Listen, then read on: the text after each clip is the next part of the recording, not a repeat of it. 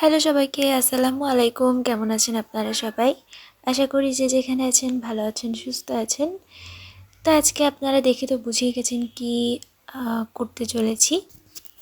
আজকে আপনাদের সাথে জ্যান্ত শিং মাছের ঝোল আমরা ঘরোয়াভাবে যেভাবে আমরা খেয়ে থাকি সেভাবে করে শেয়ার করব। তো শিং মাছটা একদমই জ্যান্ত। তো এরকমভাবে এখন নড়ছিল না, যখন কাটার সময়টা প্রচুর পরিমাণে নড়ছিল, এখন এরকম চুপ করেছিল। তো শিং মাছটাও কিন্তু অনেকটা বড় বড়, মানে খুব ছোট সাইজ না, আবার খুব অনেক বড় সাইজ না, তবে বড় সাইজ মিডিয়াম। তো শিং মাছ তো এর থেকে অনেক বেশি বড় হয়ও না আমি যতদূর জানি।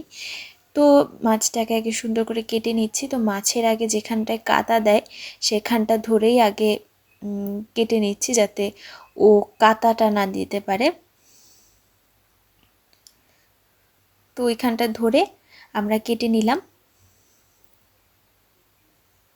প্রথমে এত পরিমাণে মানে লাফাচ্ছিল মাছটা যে ওকে কাটাই যাচ্ছিল না, এরকম একটা বিষয়। তো মাছটা কিন্তু আমাদের কাটা হয়ে গেছে।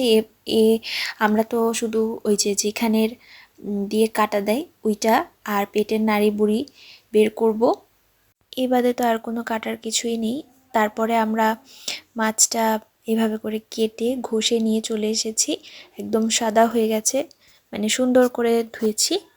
তো এবার আমরা ধোয়ার পরে রগটা ছাড়িয়ে নিচ্ছি। শিং মাছের মধ্যে কিন্তু একটা রগ থাকে, সেই রগটা আমরা ছাড়িয়ে নিচ্ছি। তো ছোট্ট একটা রগ থাকে, সেই রগটা কিন্তু অবশ্যই ফেলে দিতে হয়। ওইটা হলো ময়লা, ওইটা অবশ্যই ফেলে দিতে হবে। তো সেই রগটা আমরা ছাড়িয়ে নিলাম। সেম প্রসেসে আমরা আরেকটাও দেখাবো। দুই পাশে দুইটা রগ থাকে ঘাড়ের। এভাবে করে মাছটা একদম প্রপার পরিষ্কার করে নিলে হয় কি, মানে কোনো সংশয় থাকে না আর। তো আমরা রগটা কেটে মাছটা পিস পিস করে নিলাম। তারপরে আমরা আরেকটা মাছের রগও বের করে নিলাম সেম প্রসেসে।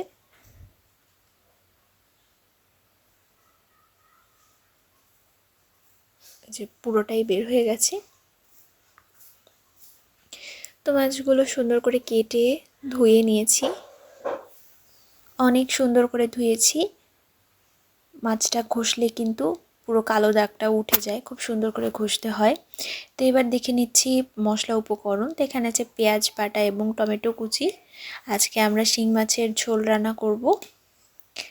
তারপরে আছে এখানে অনেক ধরনের মশলা, ঘরোয়া পদ্ধতির মশলাই, মানে ঘরোয়া পদ্ধতিতে যেভাবে যেগুলো রান্না করতে লাগে আর কি। প্রথমে দেখে নিলাম লবণ, হলুদ, আদা রসুন বাটা, পেঁয়াজ কুচি, তারপরে কাঁচামরিচ কুচি, আর আছে মরিচের গুঁড়া আর জিরার গুঁড়া। এই হচ্ছে মশলা উপকরণ।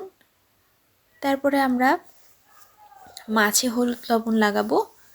তো এখানে প্রথমে অল্প একটু লবণ দিলাম, হলুদ দিলাম, দিয়ে সুন্দর করে মেখে আমরা মাছটা হালকা করে ভেজে নিব।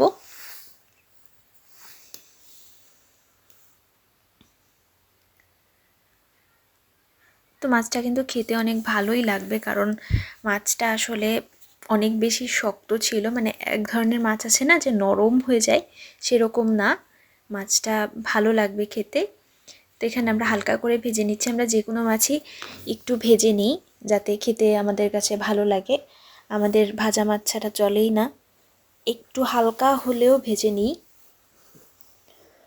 তো এখানে হালকা করে ভেজে নিচ্ছিলাম 2 মিনিটের মতো।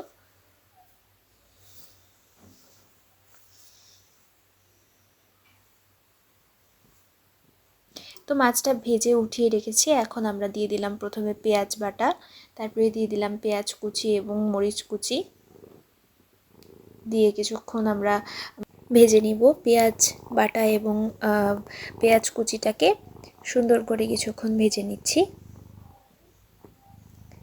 তারপরে দিয়ে দেবো আদা রসুন বাটা, দিয়ে আর একটু কিছুক্ষণ কষিয়ে নিব।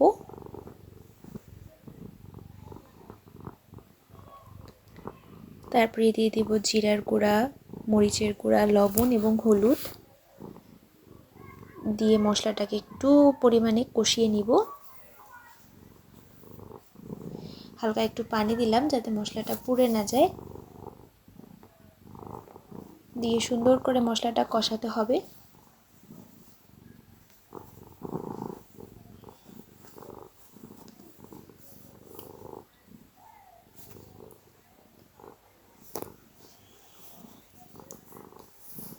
তারপরে দিয়ে দিলাম টমেটো।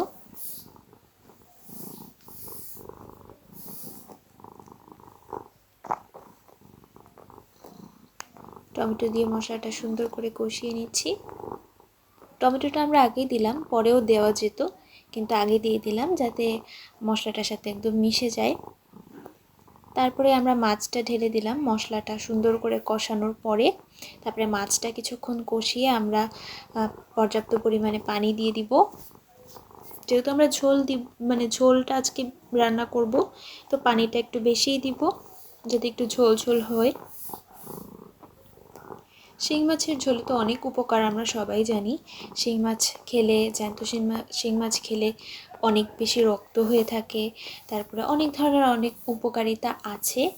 তো শিং মাছের ঝোলটা খাওয়াই বেশি উপকার, একদম ভুনা ভুনা না করাই ভালো। তো আজকে তার জন্য ঝোলই রান্না করছি। তো মশলাটা কিছুক্ষণ কষিয়ে নিলাম, তার মধ্যে কিন্তু আমরা গরম মশলাও দিয়েছি। আমরা মশলা কষানোর সময় গরম মশলা অ্যাড করেছি। তারপরে গরম মশলাটা দেওয়ার পরে কিছুক্ষণ কষিয়ে পর্যাপ্ত পরিমাণে পানি দিয়ে দিলাম। পানি দিয়ে তারপরে আমরা 5 মিনিটের মতো ঢাকা দিয়ে রান্না করব।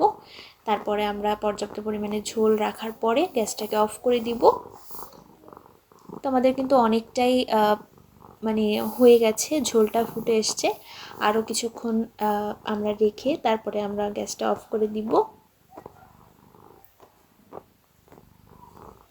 তো আমাদের হয়ে গেছে, আমরা গ্যাসটা অফ করে দিয়েছি। আমাদের ফাইনাল লুক এভাবেই নিচ্ছে আজকে, যেহেতু ঝোল তরকারি। তো কেমন লাগলো সবাই অবশ্যই কমেন্ট করে জানাবেন।